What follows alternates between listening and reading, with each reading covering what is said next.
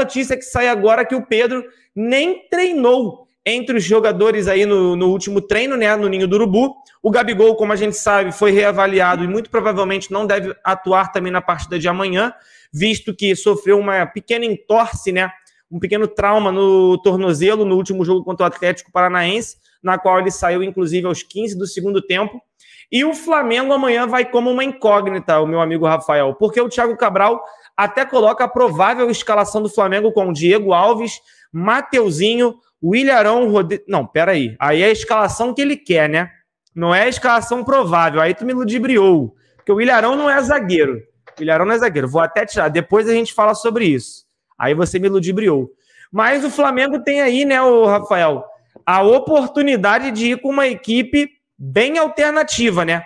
Com a provável escalação agora sim de Diego Alves, Mateuzinho, Rodrigo Caio, Léo Pereira e René, Willian Arão, Thiago Maia, Everton Ribeiro, Andrés Pereira, Michael, Vitinho, Kennedy ou Vitor Gabriel. Exatamente, sem os dois atacantes, o Renato Gaúcho vai ter uma baita de uma dor de cabeça. E aí a pergunta fica para você, Rafael. Como o Flamengo deveria ir a campo para enfrentar o Fluminense no Clássico amanhã às 19 horas, meu amigo? Ótima pergunta. Bom, acho que a tônica do que foi discutido sobre os últimos jogos, principalmente o jogo do Atlético Paranaense, foi que faltou presença diária ao Flamengo, né? Acho que foi um dos pontos principais que foram levantados até aqui no Zona, no pós-jogo. O Gabigol saindo muito da área e os jogadores que deveriam aproveitar esse espaço, invadir a área, pisar a área, que seria o Andrés Pereira e o Michael, não tem tanto essa característica. Então, aparentemente, esse problema temporário do Flamengo, que seria resolvido na volta do Arrascaeta e do Bruno Henrique, seria resolvido pelo Pedro amanhã. O Pedro seria o jogador que voltaria para organizar essa situação. O Pedro, pela característica de jogo mesmo, seria um jogador a empurrar a zaga para baixo, ter uma presença contínua na área, e agora parece que a gente está sem o Pedro. Mas a gente tem um jogador que tem algumas dessas características, talvez sem tanta qualidade, que seria o Vitor Gabriel. Eu sei que é difícil, ele não tem entrado bem, é um jogador que no Flamengo ele mostrou pouco até hoje, né? Não sei se mostrou tanto no Braga, porque esteve por lá também e não foi comprado, mas eu acho que é um jogador que mantém as características, até porque, eventualmente, você pode improvisar um jogador de centroavante. Por exemplo, o Bruno Henrique joga muito bem ali no comando de ataque, você pode montar um time com muita tranquilidade com o Bruno Henrique ali mais centralizado na frente. Já jogou muito dessa forma, e mesmo quando joga mais pelo lado esquerdo de ataque do Flamengo, até como eu falei aqui, ele tende a aproveitar essa saída do Gabigol da área e aproveitar esse espaço. O Bruno Henrique também seria uma opção. Só que as opções do Flamengo estão totalmente reduzidas. Aí a gente vai falar o quê? Botar Vitinho, Michael. Alguém no chat até falou, tem o Gustavo Henrique, né? Porque para o Renato, em algum momento, o Gustavo Henrique pode ser um centroavante. Sobretudo quando você utiliza a tática do chuveirinho. Mas eu acho que essa é a primeira grande dificuldade que o Flamengo vai ter que vencer. Escolher quem vai jogar, e eu acho que o Vitor Gabriel acaba sendo uma escolha natural, não pelo que ele já apresentou, mas pelo posicionamento, pela característica dele. Sem o Gabigol, sem o Pedro, sem o Bruno Henrique, ele passa a ser um jogador de características únicas no time principal. O Flamengo parece estar começando a querer adotar um planejamento diferente, Rafael. Parece que o Flamengo agora já começa a estudar a cautela, não querer apressar os retornos dos atletas. Por exemplo, saiu hoje que o Davi Luiz poderia ser uma das opções para voltar pelo menos amanhã para o banco de reservas, o jogador que está praticamente numa etapa final de recuperação.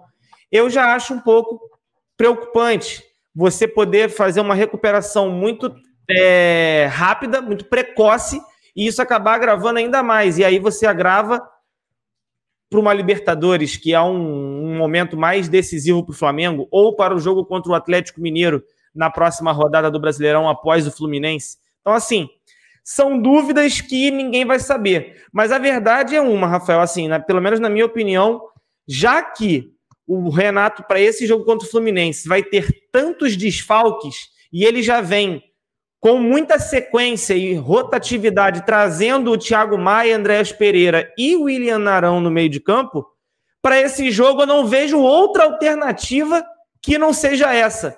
Mesmo que eu concorde com você e com a maioria da galera do chat, que também vê que o Andréas não vem rendendo tanto nessa função de meia. Então, assim, me preocupa muito. Me preocupa ainda mais a ausência do Felipe Luiz, que é um jogador que está suspenso com o 3º cartão amarelo. Devemos ir de René. Então, mais uma preocupação. A gente tem que ligar o alerta. Por quê? O Fluminense pode ser uma equipe que está ali pelo meio da tabela, que não quer nada com nada, está ali tentando ver para onde é que vai ainda ser o seu compromisso. Se com a parte de cima ou se com a parte de baixo, para garantir uma Sul-Americana. Mas, querendo ou não, o Fluminense tem jogadores de lado muito rápidos e que vem fazendo um bom campeonato. Os poucos jogos que eu pude ver do Fluminense há algum tempo, aquele Luiz Henrique me chamou a atenção. Falei, esse cara aí, o moleque é bom de bola. E aí, vai jogar pelo lado de quem? Do René. Então, assim, se já não bastasse a falta de sorte e as ausências por convocações e também a questão das lesões e do jogador que está suspenso, a gente ainda vai ter que contar com essa falta de sorte de contar com um ataque, mesmo que entre Pedro e Gabigol, e também entre outros fatores, tendo que talvez improvisar. Porque, sendo bem franco, Rafael, não sei se você vai concordar, para mim o Vitor Gabriel não convence o Renato Gaúcho. Para mim não será a escolha dele amanhã. Eu acho que ele vai optar pelo Kennedy, até mesmo pelo Vitinho, jogando de falso 9, não sei. Mas eu não consigo enxergar uma possibilidade dele utilizar o Vitor Gabriel. Posso estar enganado, mas eu acho que nem tecnicamente e nem fisicamente o Vitor Gabriel se mostrou um atleta pronto para estar vestindo a camisa do Flamengo nesse primeiro momento como titular, mesmo mediante a todos os desfalques. Bigodeira, discussão da noite aí por enquanto, uma boa noite para você, meu parceiro. Saiu agora à noite que Pedro é dúvida para o jogo de amanhã, Gabigol também já não deve jogar por conta da lesão que saiu da partida do Atlético Paranaense. E aí eu queria saber de você, cara, o que fazer na frente? Falso 9, Vitinho, Kennedy, usar Vitor Gabriel. O Flazoeiro parece que noticiou agora há pouco, colocaram aqui no chat, que o Rian Luca foi relacionado para a partida. Mas aí eu já nem acho que vai ser para jogar. Deve ser só para compor o banco de reservas, dadas as necessidades, né, talvez. Como você acha que o Flamengo deve ir a campo amanhã contra o Fluminense, meu amigo? Cara, me pegou de surpresa aí. Eu tava o dia todo na rua, né? Eu não sabia dessa notícia. Complica. Eu, particularmente, não confio no Vitor Gabriel. Vi algumas atuações dele. Acho que não é que eu não quero que o moleque jogue, mas eu acho que vai ser uma responsabilidade muito grande jogar um Fla-Flu, um jogo onde a gente não pode perder. Lembrar o seguinte, que o Atlético, por mais que a gente também tenha empatado em casa com o Cuiabá, na teoria, o Atlético Mineiro é favorito para fazer os 3 pontos contra o Cuiabá no Mineirão. Pode acontecer igual aconteceu com a gente? Pode. Eles empataram com o Chapecoense e perderam para o Atlético Goianiense? Pode. Mas a gente está que fazer uma leitura pré-jogo. É mais fácil o Atlético Mineiro conseguir a vitória diante do Cuiabá em casa do que a gente vencer o Fluminense, né? É um adversário mais complicado. Então, assim, eu vou ser bem sincero, eu não confio tanto no Vitor Gabriel. Acho, mas só que dentro das possibilidades que o Flamengo tem, não tem outra solução. Se a gente tivesse o BH, a gente podia dar uma miguelada, né? Não consigo ver ninguém ali com esse perfil para tentar fazer um falso 9. Não tem. Pelo menos aqui. O Kennedy, putz, eu nunca vi o Kennedy fazer isso. Entendeu? E eu acho que também vai ser uma queimação do caralho, um maluco que ainda nem conseguiu entrar em forma, jogando uma função que não é dele. Michael, não consigo, menos ainda. Os outros meias, eu não consigo. Vitinho, eu não consigo. Então, assim, galera, infelizmente a gente vai ter que sim ir de Vitor Gabriel e torcer para o moleque jogar. Vai ser, teoricamente, a chance da vida dele, né? A gente pensar, sim, Então ele vai ter que pensar que é a chance da vida dele.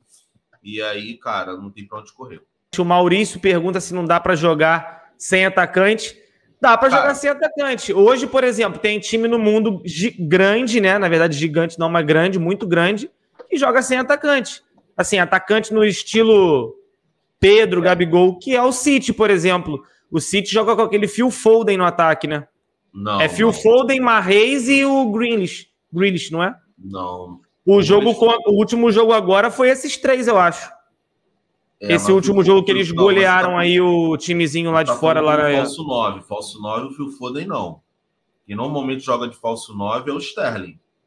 Mas ele não jogou esse último jogo, né? Aí às vezes ele bota também o Grealish como falso 9. Eu nunca vi o Phil Foden, não. Mas pode ser que tenha acontecido. Mas assim, se o Renato fosse um treinador mais versátil, dá para tentar fazer algo diferente. Entendeu? 3 zagueiros, eu não vou nem ser radical assim, mas de repente um 4-4-2, a lá JJ, poderia dar certo. Você coloca o Michael e o... Putz, mano, é complicado. Mas você bota o Michael e o Vitinho na frente, você não precisa ter um camisa 9. Dentro desse esquema de 4-3-3 ou 4-2-3-1, tem que ter um cara, um centroavante. Vamos pensar num cenário de 4-4-2 aqui, Rafa. A gente já tem os volantes, né? Já tem os volantes, tomara que seja Arão e Andréas. A gente tem os dois meias, com o Everton Ribeiro na direita. Vamos pensar que o Vitinho faça a do Arrascaeta. E na frente, os 2 atacantes, você coloca o Michael e o Kennedy. Você não precisa necessariamente ter um camisa 9. Entendeu? Você vai jogar num outro esquema. O meu problema é que eu não vejo o Renato com essa versatilidade de tentar um 3 zagueiro. Um 3 zagueiro eu acho até radical na altura do campeonato. Mas um 4-4-2 poderia virar, entendeu? O que tu acha, Rafa? Seria uma mudança muito radical para um time sem um treinamento. O Flamengo não treinou para fazer isso, né? A baixa do Pedro, eu acho que ela aconteceu agora. Não sei se o Pedro conseguiu treinar ontem, eu sei que ele não treinou hoje. A minha preocupação seria essa.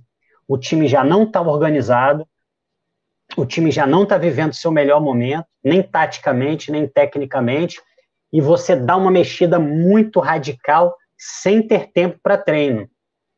A gente passa por um problema inicial, que é esse que você falou, que o Renato Gaúcho talvez não tenha tanto repertório. Talvez ele não imagine e nem ache necessário você ter tantas formas de jogar. O Renato não é um técnico versátil. E aí você mudar muito o esquema só na conversa com jogadores um pouco fora de posição.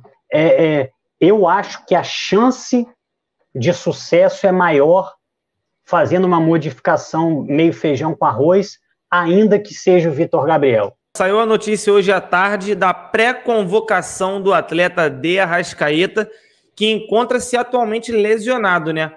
Tudo bem que é uma pré-convocação, ainda pode haver um corte, né? Visto que o técnico do Uruguai convocou 32 nomes, deve haver alguns cortes dentro de alguns dias, né? Ele deve estar esperando alguma melhora do Arrascaeta para a próxima data da FIFA, que acontece no dia 11 de novembro e também no dia 16 de novembro. Serão 2 jogos no próximo mês. E o Arrascaeta convocado, voltando àquela premissa, né? A gente recupera o atleta para a seleção lesionar mais uma vez. Tá ficando estranho, né? Visto que saiu uma matéria no Globo Esporte dizendo da Arrascaeta dependência do Flamengo, o quanto a ausência do Arrascaeta é, sim, significante para o desempenho do Flamengo atualmente. O Flamengo despenca não apenas em número de gols, mas também em número de vitórias, número de gols sofridos, tudo sem o Arrascaeta pior. Então, soa como uma Arrascaeta dependência. O que falar sobre isso, meu amigo? Bom, primeiro o que você falou, né? A gente recuperando o jogador para a seleção, né? O Arrascaeta vai voltar com muito boa vontade, com muita sorte, e talvez até com um pouquinho de pressa, talvez até acelerando um pouquinho essa recuperação no jogo contra o Atlético Mineiro no dia 30. Acho que talvez a volta do Arrascaeta contra o Atlético até dependa um pouco do resultado desse final de semana. Arrascaeta volta, joga contra o Atlético dia 30 e o Flamengo realmente tem alguns jogos. O Flamengo vai... Quer falar alguma coisa, Bigode? Não, só queria ver meu áudio tá melhor, não tá? Ah, tá. Tá, vai. Tá bom. Para mim tá bom.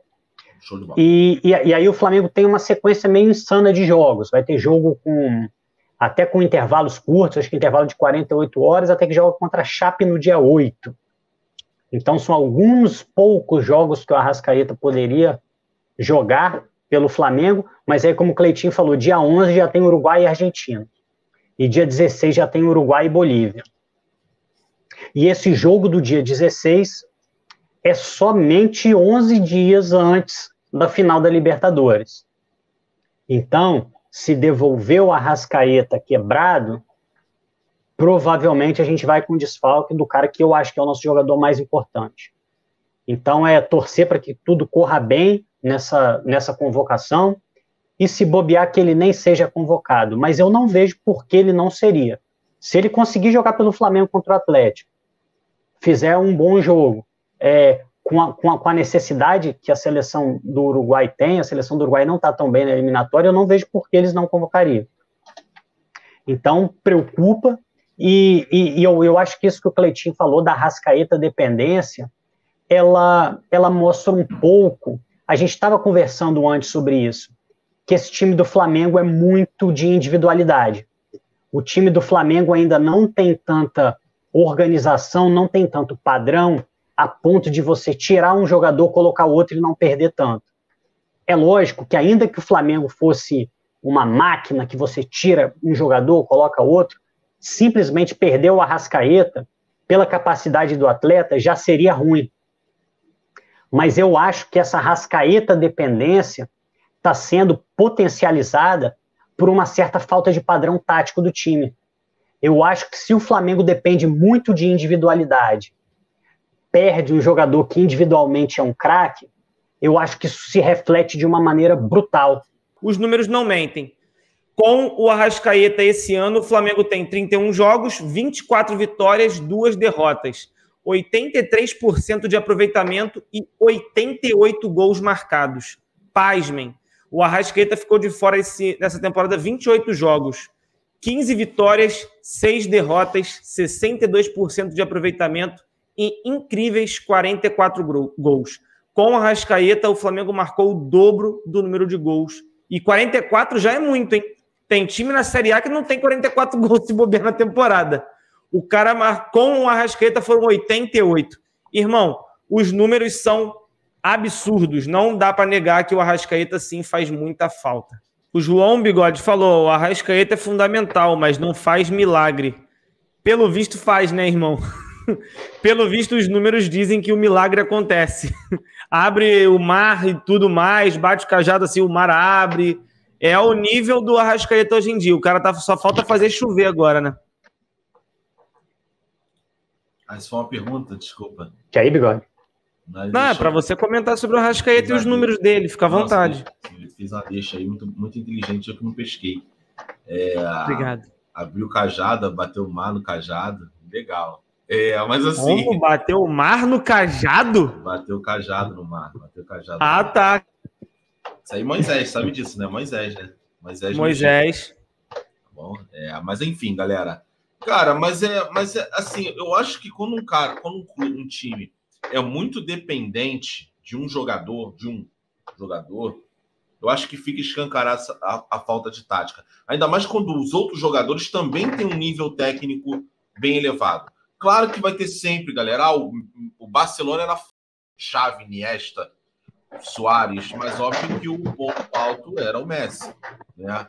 Mas quando jogava sem o Messi, para ganhar do Valência, era suficiente. Para ganhar do Sevilha, ou jogar bem. Porque o futebol ganhar é consequência de jogar bem, né? Muitas vezes. Mas dava. Talvez o Barcelona sem o Messi não dava para ganhar do Bayern de Munique. Não dava para ganhar da Juventus na época, sei lá, no Real Madrid.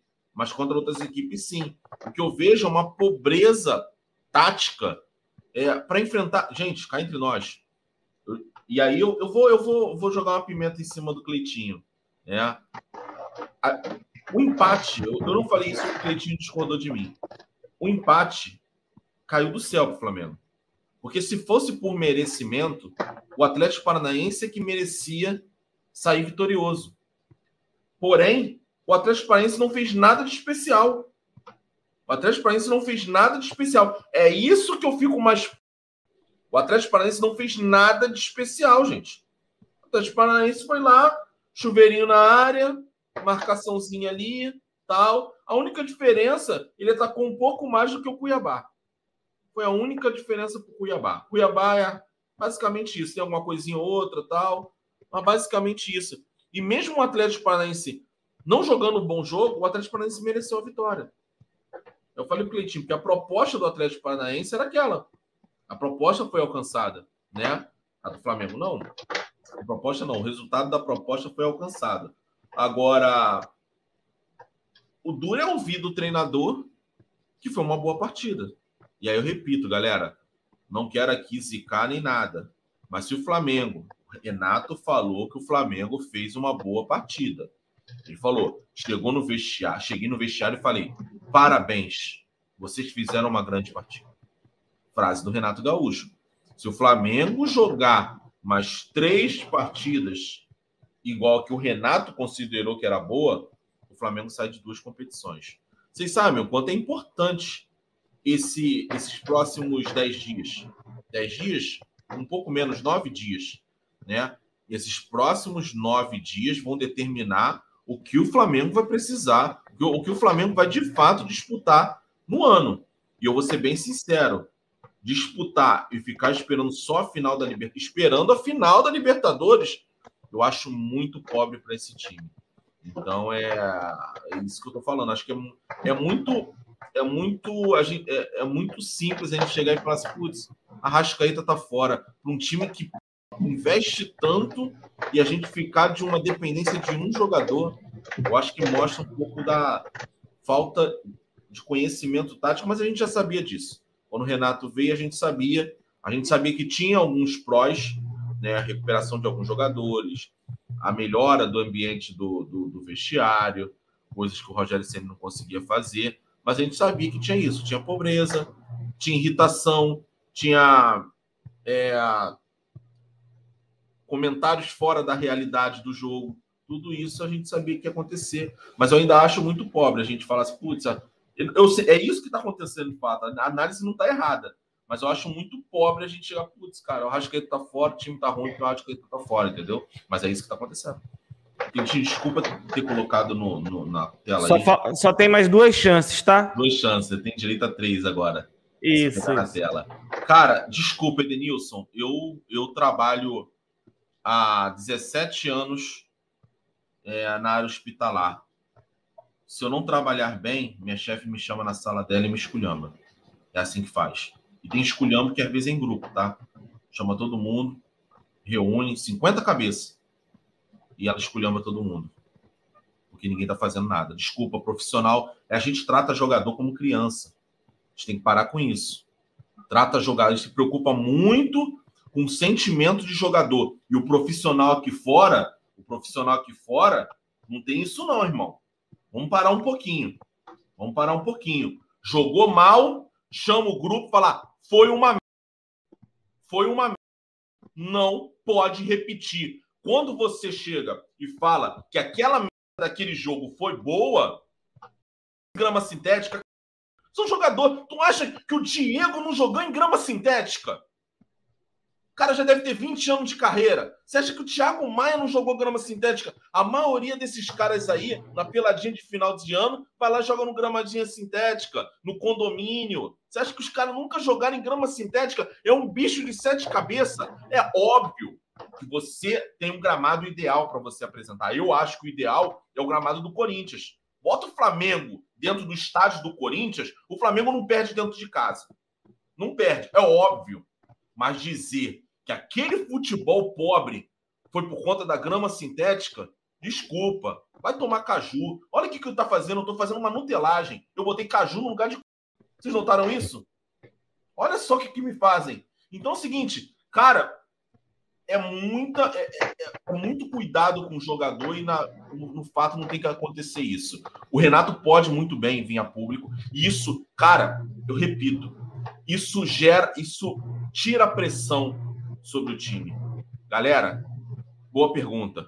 Galera, o time jogou mal hoje. Vamos trabalhar para não repetir isso contra o Fluminense. É isso, irmão. Você não precisa esculhambar os jogadores para a imprensa, / torcida, né? Mas você também não passa pano. Mas qual foi a crítica que fizeram para você, ô Rafa? Ah, não, cara. Bom, são várias, né? Algumas, de vez em quando eu tô aqui com o Arthur na live, o pessoal fala, alguém já bota, vixe, Arthur e Rafael, os dois mais chatos do Zona, deixa eu ir embora daqui. Normal, relaxa, isso acontece normal, direto, cara. E tem muitas críticas aqui relacionadas ao diâmetro do meu pescoço. Eles acham que... Mas, Rafa, tudo chato. Ninguém aqui é unânime. Eu tenho hora que tem uns caras aqui que me odeiam, não tem problema. Mas o do pescoço não liga não, irmão. Nega aqui me zoa de uma de coisa. O Alan não tem orelha, o Alan deficiente não tem orelha, e assim vai. Não liga pra isso, não. Não, tem isso. Às vezes eu tô na live com o Alan e eles falam assim, um tem muita orelha e o Alan não tem. Podia emprestar um pouco da orelha pro Alan. Mas é isso aí, cara. Eu defendo o direito de crítica. Pode vir aqui, se você não está satisfeito com o meu pescoço, vem aqui, pode xingar, pode reclamar, cara. Tem que reclamar mesmo, você é o torcedor. Se eu defendo o torcedor que tem direito de chegar no Maracanã e xingar jogador, se precisa chegar na frente do Ninho do Urubu e fazer protesto, eu tenho que aceitar um torcedor aqui reclamando de mim também. Tá liberado, pô. Tá liberado, eu não tô reclamando, não.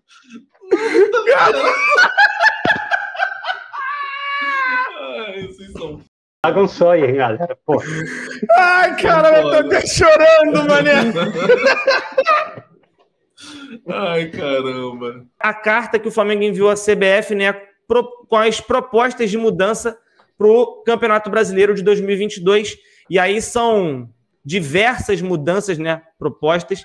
E eu vou ler algumas para vocês. E aí a gente vai comentando uma a uma, baseado aí na necessidade também do comentário, né? Algumas são bem mais tranquilas, outras não há necessidade. Vamos lá. Que as decisões tomadas pelos administradores do futebol brasileiro sejam norteadas e concretizem efetivamente os princípios da integridade ética, continuidade e estabilidade das competições no fair play desportivo, da imparcialidade, da verdade e da segurança desportiva, buscando assegurar a imprevisibilidade dos resultados, a igualdade de oportunidades, o equilíbrio das disputas e a credibilidade de todos os atores e parceiros envolvidos. Isso tudo quer dizer com a questão dos jogos serem adiados, certo? Que é o que dá a entender. Não precisava ter feito um texto tão bonito assim, né, Flamengo? Podia ser um pouco mais direcionado. Por exemplo, se eu pedir pro Bigode falar alguma palavra que eu disse nesse trecho, não tem, né, Bigode? Para parar. Vamos parar aí. Desculpa, eu dei uma viajada aqui. Você notou, né? Continua. Vamos lá, a próxima. Que as demandas que surgirem no decurso das competições e não previstas no RGC devem ser submetidas à votação e aprovação pelos clubes. Não deve ser admitido que a CBF tome decisões de forma isolada e as imponha aos clubes sem qualquer critério democrático de aprovação. Isso tem também um pouco a ver, né, Rafael, com a questão da CBF querer intervir na questão do público, talvez, né? Ah, cara, eu acho que isso aí é o Flamengo pedindo, de modo bem genérico, mais participação dos clubes nas decisões e, principalmente, impedir decisões unilaterais da CBF, decisões impostas, né?